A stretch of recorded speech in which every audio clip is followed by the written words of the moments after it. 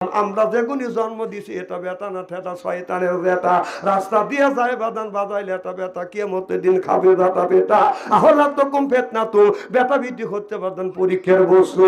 এই বেটা বিটির কারণে মা বাবা নামাজ পড়ে রোজা রেখে হজ করবার পরেও মা বাবা ওই ছেলে মেয়ের কারণে দোজখে যাবে নাউজুবিল্লাহ কর